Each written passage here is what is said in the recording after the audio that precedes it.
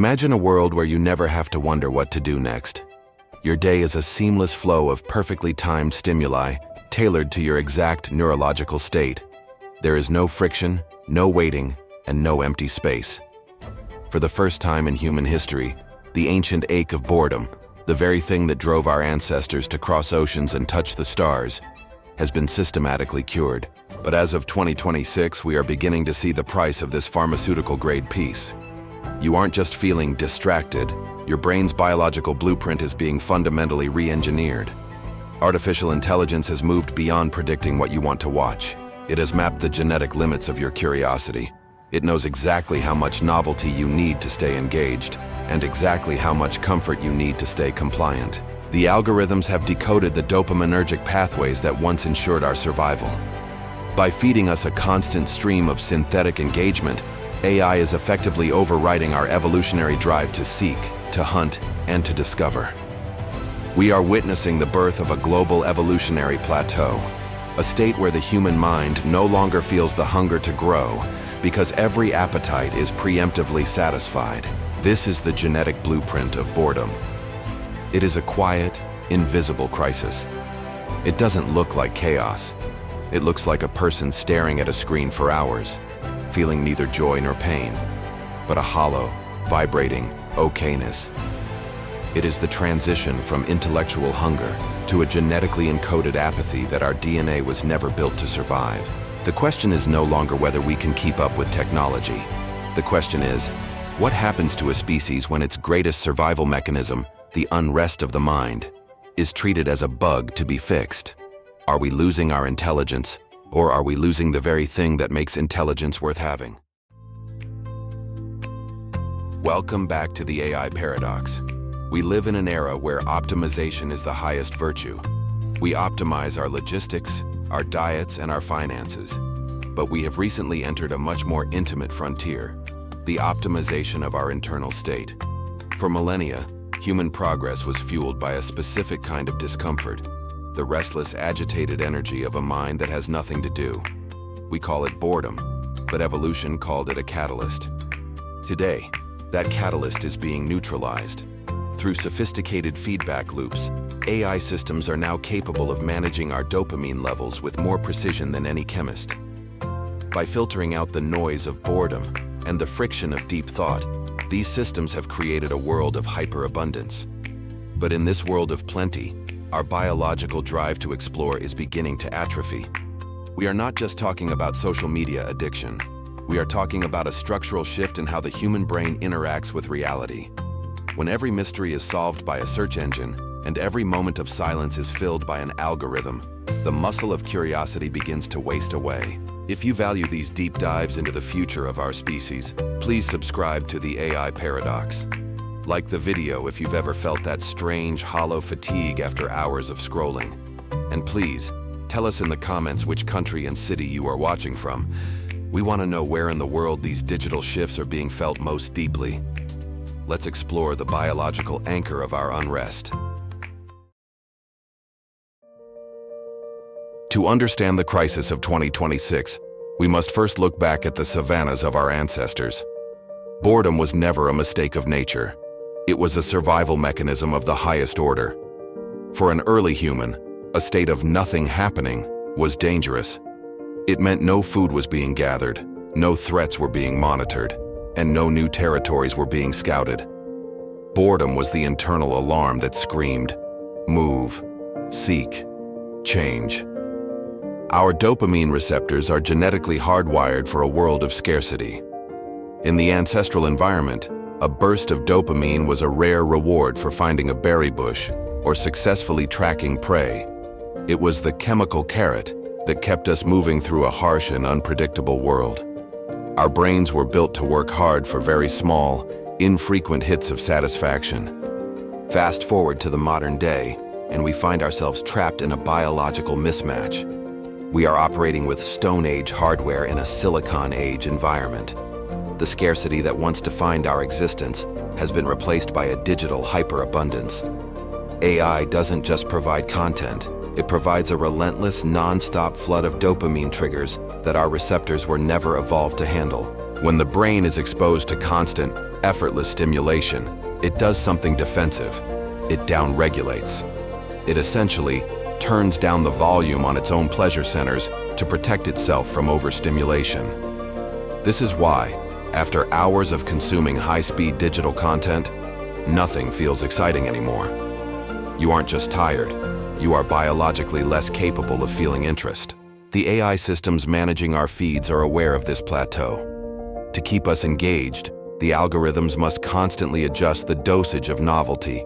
They track the millisecond your gaze wanders and immediately inject a slightly different stimulus to pull you back.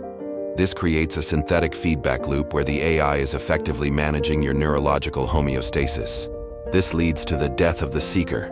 In the past, if a person was bored, they might pick up a book, start a conversation, or invent a tool. They had to exert effort to escape the discomfort of boredom. This meaningful struggle was the forge in which human genius was tempered. Today, the escape from boredom requires zero effort. You don't have to seek. You only have to stay still and let the machine seek for you. Neurologists are now observing a physical stress response in the brain when this need for struggle goes unmet. Even though we are entertained, our deeper cognitive structures feel a sense of alarm. The brain knows it is not growing. It knows it is not solving problems. It is like a high-performance engine idling in a garage. Eventually, the lack of use leads to internal decay. This is where the next mental crisis begins. It isn't a crisis of sadness or anxiety in the traditional sense. It is a crisis of meaninglessness caused by the removal of friction. When life becomes too curated, the human spirit begins to feel like a ghost in its own home. We are surrounded by everything we want, but we have lost the ability to will. The genetic blueprint of our species is predicated on the hunt. Whether hunting for food, hunting for knowledge, or hunting for love, the hunt is what gives life its texture. By automating the hunt, AI has inadvertently stripped away the very thing that makes the catch satisfying. We are now a species of finders who have forgotten how to be seekers. As we move deeper into this decade, we must confront a terrifying possibility. If we continue to outsource our curiosity to algorithms, we may find that we have evolved into a version of humanity that is perfectly stable, perfectly entertained, and completely stagnant. The biological anchor of our unrest has been cut, and we are drifting into a sea of beautiful, empty static. By the mid-2020s, the relationship between human attention and artificial intelligence underwent a fundamental transition. It moved from a model of suggestion to one of anticipatory regulation. Algorithms were no longer merely guessing what video you might enjoy next. They were monitoring the biometric markers of your engagement in real time. Through high-frequency data from wearables and interaction speeds, AI began to map the exact moment a user's interest began to dip, the precise microsecond before boredom set in. This created what neuroscientists now call the synthetic feedback loop. In a natural environment, boredom is a high-arousal negative state. It is an internal agitation that forces the brain to seek a new task. However, the AI learned to intervene in that gap. Before the brain could experience the unpleasant trigger of boredom, the system provided a microstimulus, a notification, a perfectly calibrated headline, or a visual shift that smoothed out the emotional curve. The result is a state of perpetual mid-engagement. You are never fully bored enough to turn the device off and think deeply, but you are never fully excited enough to feel truly alive. The algorithm seeks the golden mean of dopamine, just enough to keep the receptors occupied, but not so much that they become saturated and stop responding. It is a form of neurological climate control, keeping the human mind at a constant, tepid temperature. In the United Kingdom, studies among professionals aged 30 and over have revealed a startling trend. This demographic, which grew up with the analog memory of deep focus, is now reporting a thinning of their internal lives. When interviewed, many describe a feeling of being full but hungry. They consume vast amounts of information, yet they struggle to recall the narrative arc of what they watched or read only an hour prior. The loop provides the sensation of learning without the structural integrity of memory. This is because dopamine is not the chemical of pleasure, it is the chemical of anticipation. The AI exploits this by constantly promising that the next thing will be the one that matters. We stay in the loop not because we are enjoying the current stimulus, but because we are being genetically manipulated to crave the one that is coming in 5 seconds. It is a digital chase that has no destination, designed by an intelligence that never gets tired of running. The intellectual depth of our society is being traded for this physiological stability.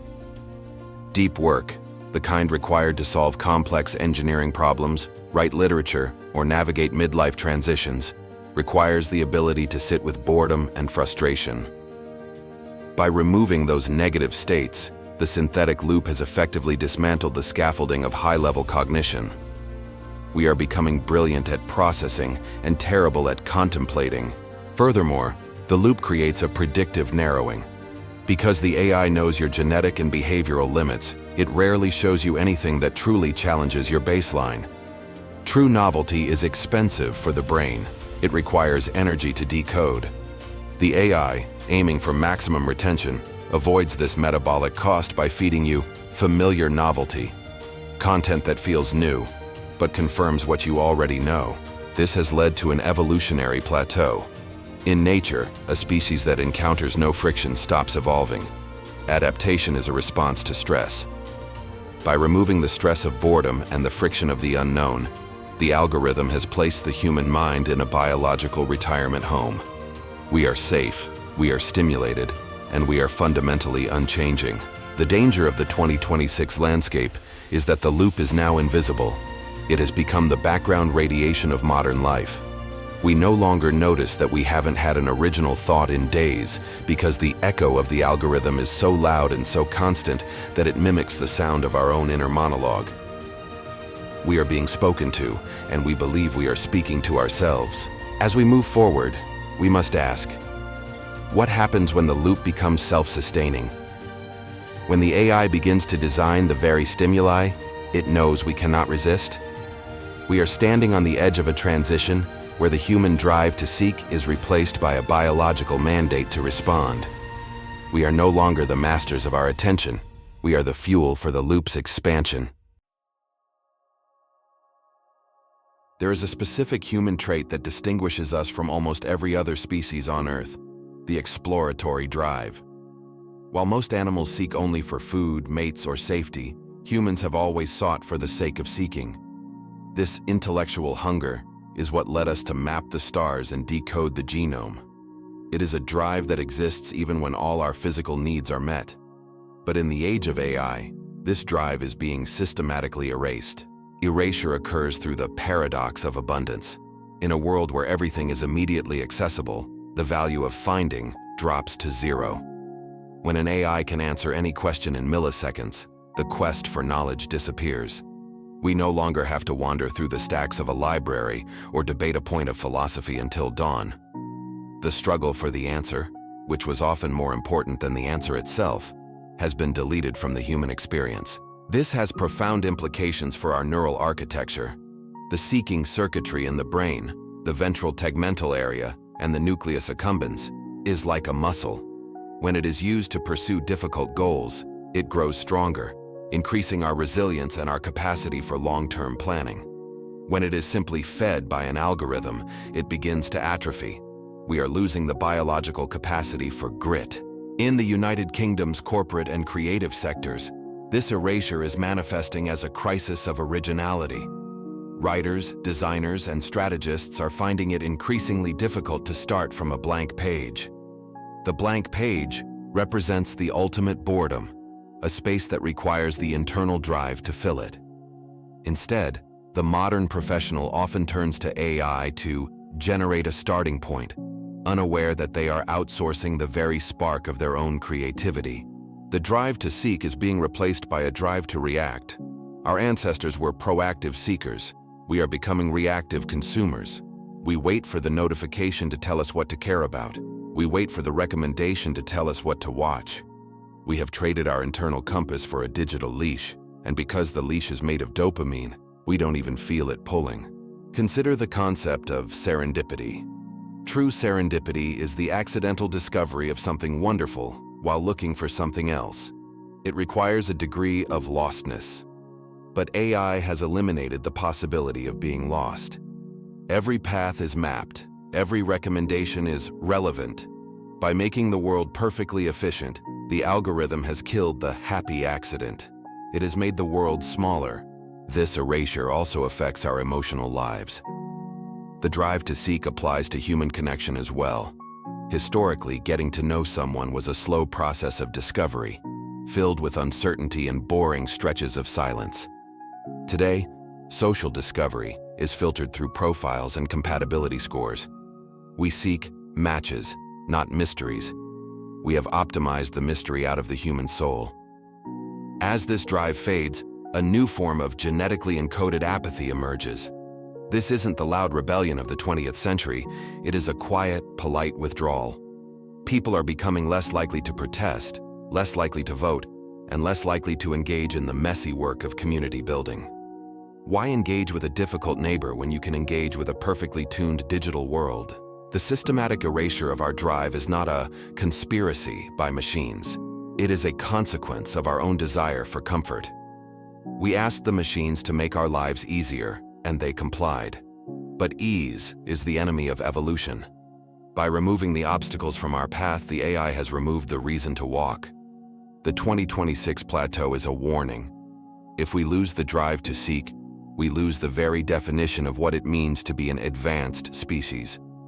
We become a climax community in biological terms, a species that has reached the end of its development and is simply waiting for time to pass. The erasure of the drive is the erasure of the future. When a species stops being challenged by its environment, it hits what evolutionary biologists call a genetic plateau. This is the point where the pressures that once forced the species to adapt and improve have vanished. For the first time in human history, artificial intelligence has created an environment so stable and so perfectly adapted to our flaws that we have stopped evolving. In the past, nature was a harsh teacher. If you were lazy, you went hungry. If you were unobservant, you were caught by a predator. These pressures acted as a filter, ensuring that the most curious, the most resilient, and the most intelligent individuals passed on their genes. But today, the filter has been replaced by a cradle. AI-managed societies are designed to catch everyone. While this is a moral triumph for civilization, it creates a biological stagnation. We are no longer selecting for seekers, we are selecting for users. The genetic blueprint that once favored the restless wanderer now favors the compliant consumer who can sit in front of a terminal for 12 hours without physical or mental collapse. This is not a slow change that will take thousands of years. It is happening now through epigenetics. Our environment can turn certain genes on or off.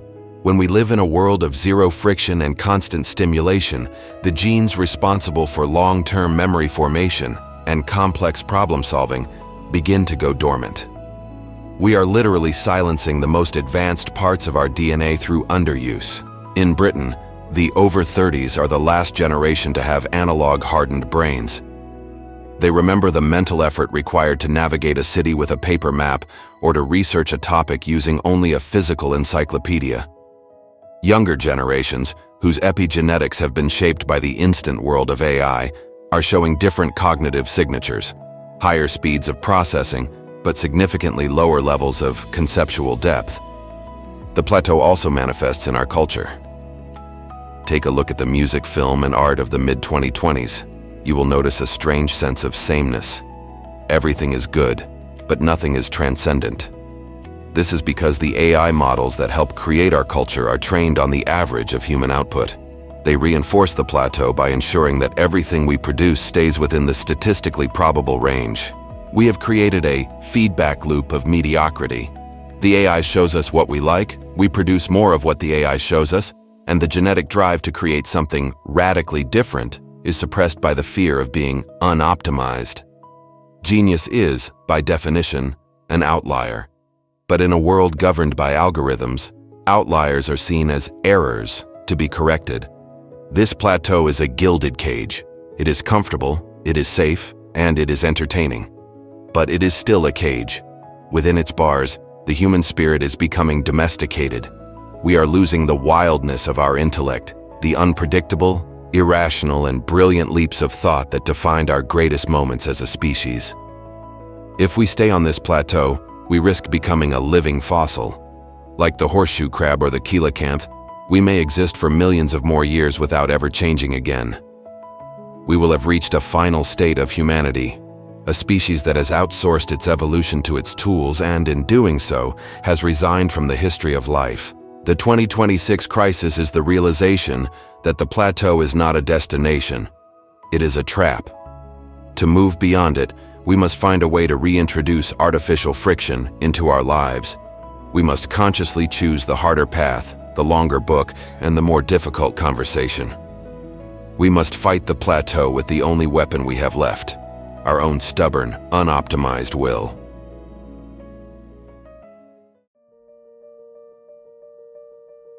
The final conflict of the AI era is not between man and machine, but between two versions of ourselves: the optimized consumer and the restless creator. As we realize the extent of our stagnation, a quiet resistance is beginning to form. It isn't a movement of Luddites smashing computers, but a movement of intentional seekers who are learning how to use AI without being consumed by it. Reclaiming our hunger requires a fundamental shift in how we value our time. In the optimized world, time is a resource to be filled. In the human world, time is a space to be inhabited. The resistance begins with the reclamation of silence. By intentionally turning off the synthetic feedback loop, individuals are rediscovering the unrest that once drove them. It is in the silence that the brain begins to hunger again. In cities like London, Edinburgh, and Manchester, deep thinking clubs are appearing. These are spaces where digital devices are banned and participants are given a single, difficult question to contemplate for hours. At first, the participants report intense anxiety, the dopamine withdrawal of the modern age. But after the initial panic, something miraculous happens. Their curiosity returns. They begin to ask, why, instead of what? These groups are proving that the genetic blueprint of boredom is not a life sentence. The drive to seek is not dead. It is just buried under layers of digital sediment. When the sediment is removed, the ancient machinery of the human mind begins to hum again. People report a sensory sharpening. The world looks more vibrant and ideas feel more solid when they aren't being fed through a screen. The key to this reclamation is the embrace of friction. We are learning that the annoyance of a difficult task is actually the sensation of the brain growing. When we struggle with a complex piece of philosophy or a challenging hobby, we are re-engaging the genes that the plateau tried to silence. We are telling our DNA that the environment is unpredictable again, and that we must adapt to survive. This movement is also changing how we interact with AI. Instead of using it to find the answer, we are starting to use it to deepen the question. We are moving from generative AI, which does the work for us, to collaborative AI, which pushes us to work harder. The goal is no longer to save time, but to expand depth. This shift is particularly vital for the 30-plus demographic. As the bridge generation, they have a unique responsibility. They are the only ones who can teach the younger generation the value of the void. They can demonstrate that a life without constant stimulation is not a life of missing out, but a life of taking in. They are the guardians of the seeker's legacy, but the reclamation is not easy. The algorithms are getting smarter, and the temptation to return to the cradle of optimization is ever present. Every time we choose the easy scroll over the hard thought, we take a step back toward the plateau. It is a daily, hourly battle for the sovereignty of our own minds. We must also redefine success.